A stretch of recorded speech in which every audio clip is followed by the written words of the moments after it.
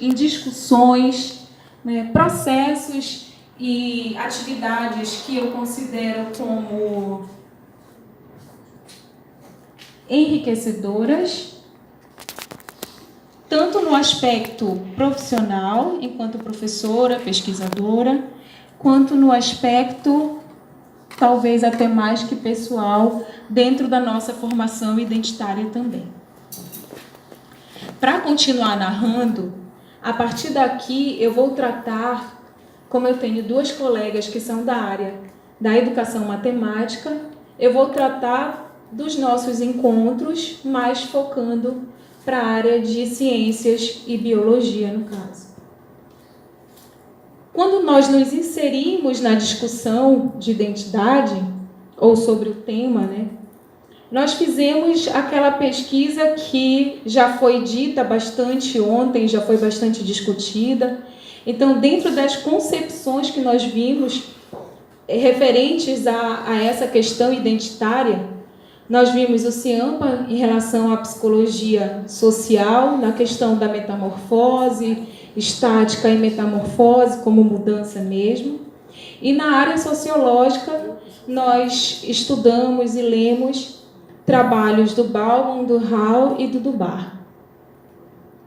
E aí eu trago um pouco, pelo menos a essência, porque a gente já vem conversando sobre isso, já vem dialogando, já ouve, já pesquisa quando chega em casa. É um movimento que todos nós acabamos fazendo, né? Descentralização do sujeito dentro da modernidade líquida, daquele que, ora, elenca aquela identidade e daquele que se desconstrói, reconstrói dentro do que eu gosto de chamar de afetar. Ou seja, nas nossas relações a gente acaba interagindo e nem todas as interações são significativas para cada um de nós, né? Porque esses encontros e essas significações, elas são pessoais e ao mesmo tempo coletiva. Mas o que nos afeta fica, e o que nós afetamos, o que nós despertamos no outro, fica para o outro também. E nessa coletividade a gente vai se construindo e reconstruindo. A partir do momento que nós adentramos e fizemos essas leituras sobre essas concepções, nós começamos a discutir e nós começamos a rememorar e a trazer outros autores que nós em algum momento já havíamos discutido ou ouvido ou lido em algum lugar, que falasse sobre a identidade, sobre a atuação docente. Então, entre esses autores, ou dentre esses autores, nós incluímos nas nossas discussões Novoa, Pimenta, Libânio, Tardif, né, que falam sobre a inserção, a identificação desse professor diante do exercício da profissão, ou do início do exercício da profissão. Como ali o nosso grupo considerava a experiência também como constituição de saber e de identificação com a profissão docente, nós incluímos autores, né, muitos de nós envolvidos pelas nossas leituras e feituras da tese, incluímos leitores que faziam parte e discutiam saberes docentes. Então, ali, em algum momento, nós discutimos Schumann, Tardif, Gautier, e dependendo do foco, nós fomos trazendo e fomos elencando, esquecendo outros autores, né, dentro desse processo de discussão. Ao final, o nosso grupo acabou considerando, dentro das discussões, muito o que a Pimenta traz, que a docência ela vai ser um ato intencional, e diante desse ato intencional, acaba sendo uma prática social.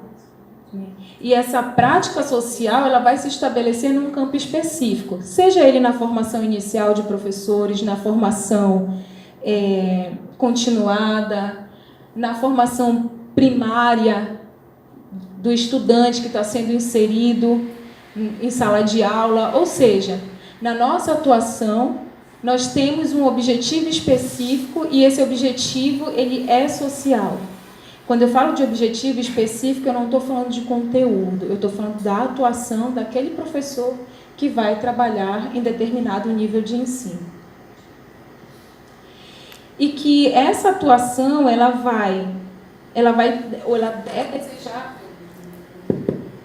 desejável que ela seja integrada a conhecimentos de conteúdo, a conhecimentos práticos de sala de aula, de atuação docente, e que a integração desse ambiente que é múltiplo, que é diverso, que é diferente e similar, ou seja, que ele é extremamente complexo e único, ele vai mobilizar tanto do professor quanto dos estudantes, ou seja, daquela comunidade social naquele momento, saberes que a partir daquele momento são novamente construídos, reconstruídos, descartados e elencados. Dessa forma, a pesquisa de cada um de nós dentro da área de ciências foi feita por áreas afins. Então, por exemplo, os professores que trabalhavam de forma direta e efetiva na formação de professores de biologia ou de ciências naturais e de ciências naturais escolheram como parceiros para a construção dos artigos os professores que atuariam naquela mesma área. Então, nós tivemos também pessoas, colegas, que pesquisaram sobre o curso de Ciências Biológicas da UFPA, aqui no campus de Belém. Os professores formadores de Biologia e Ciências Naturais pesquisaram sobre professores formadores que atuam em Belém e professores que atuam, formadores que atuam em Bragança. Teve colega que pesquisou sobre os egressos da pós-graduação do PPGCM. E eu, que na época tinha sido professora colaboradora, fiz o estágio, fui professora colaboradora e fiz também a minha empiria da tese doutoral na licenciatura integrada do IENSE, participei ou me propus a fazer e construir o artigo com os futuros egressos, né, com estudantes que estariam no último semestre desse curso. Os instrumentos para os artigos foram diversos. Então, nós tivemos colegas que aplicaram questionário, colegas que foram a campo realizar entrevistas, colegas que foram pesquisar artigos, teses, e nesses documentos pesquisar nas teses do programa de pós-graduação os memoriais, para ver se ali tinha impresso a identidade, que contribuições, né, o programa daria para esse professor, para a formação da identidade desse professor. E eu fiz, e aí quando a professora estava falando da questão das rodas de conversa, como eu já conhecia os estudantes, mas com o grupo que eu decidi trabalhar, eu não havia ainda tido contato como professora formadora, mas eles sabiam quem eu era, nós nos víamos pelos corredores, eu decidi trabalhar com eles a roda de conversa. Então, eu contatei os estudantes do último semestre, que é difícil porque eles quase não têm mais aula de fato na instituição, são os encontros esporádicos para socializar sobre os estágios. Eu consegui contactar de 20 estudantes, 7 estudantes, então nós decidimos fazer essa roda de conversa. A partir de agora eu vou focar mais no texto que eu construí a partir disso, né? A partir dessa roda de conversa, eu intitulo o meu artigo como Indícios Identitários de Futuros Professores da Licenciatura Integrada da UFPA. Eu uso o indício e justifico no texto, não como vestígio, como resto, como traço, não é isso. Porque como eu entendo, né, como muitos, que a formação profissional, a identidade profissional, a identificação profissional, ela vai sendo construída a partir da formação inicial, então eu coloco a palavra indício com a intenção de ação mesmo, de efeito de iniciar. Então, o que nesse momento, né, ou naquele momento do encontro, eu consigo visualizar a partir do que esses estudantes expressam na nossa roda de conversa? O que eles vão elencando ali como importante naquele processo que eu, dentro do que a gente havia lendo, estudado, que eu consigo, naquele momento, enxergar. Então, a pergunta de pesquisa é: em que termos alguns estudantes que estão no último semestre da licenciatura integrada em Ciências, Matemática e Linguagens da Universidade Federal do Pará constituem e expressam sua identidade? E aí a roda de conversa dos 7 estudantes começou da seguinte forma: que experiências formativas vocês destacam que vivenciaram no curso? Eu ressalto aqui, e lá eu disse, né, que experiência no sentido de afetar, no sentido de que eles elencam como importantes. O que eles vivenciaram que acharam importantes na sua constituição enquanto futuros professores vivenciado naquele curso. E aí eu me refiro a Jossô, né, que é a experiência, e a Dil, que a experiência é aquilo que nos toca, é aquilo que nos imprime importância, né, que nós elencamos como evidência de que durante algum período, pelo menos, aquilo ali vai nos acompanhar. Durante a nossa roda de conversa, 3 pontos foram destacados pelos estudantes. Os espaços de aprendizado, que eles disseram. Entre esses espaços de aprendizado, o que mais foi destacado foi a experiência dos espaços não formais. Então, eles relataram experiências vivenciadas no Clube de Ciências da UFPA, trilhas ecológicas que eles participaram, visitação ao museu, ao bosque, aos espaços ali da orla da UFPA. Elencaram os estágios como processo importante do sentir-se professor e a participação em projetos, tanto de forma voluntária quanto de forma remunerada. Estou falando mais rápido porque senão não vai dar tempo. Nesse processo, eu digo que eles significam e ressignificam as experiências dentro dos espaços. Então, eles não falaram, no espaço não formal eu vivi isso. Não.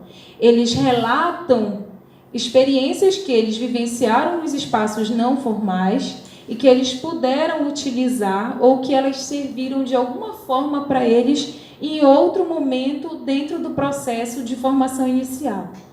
Então, para falar de forma bem rápida, eu separei 2 excertos, do Paulo e do Leandro. O Paulo diz assim: pude vivenciar a interação do que aprendi. Por exemplo, eu pude fazer uso dos espaços não formais com os alunos no meu estágio. Fiz uma trilha numérica em um espaço aberto da escola. Como era roda de conversa, a gente não tinha ordem para falar. Então, quando o Paulo falou isso, o Leandro pede a palavra e fala assim: olha, eu lembro que quando eu vi o que o Paulo fez no estágio, me despertou a vontade de conhecer e explorar um pouco mais sobre os espaços não formais. Me inscrevi numa seleção para participar num projeto de trilhas e me tornei bolsista. o Leandro continuou no processo, e no projeto, o Leandro fez o TCC dele no projeto, e o Leandro apresentou no processo de seleção da pós-graduação um projeto que envolvia o espaço não formal. E aí eles vão trazer que o estágio ele foi importante em diversos pontos. Um deles é ver a docência sem romantismo. Aí eu disse, como assim, ver a docência sem romantismo? Eles disseram, professora, nós fomos para a escola pública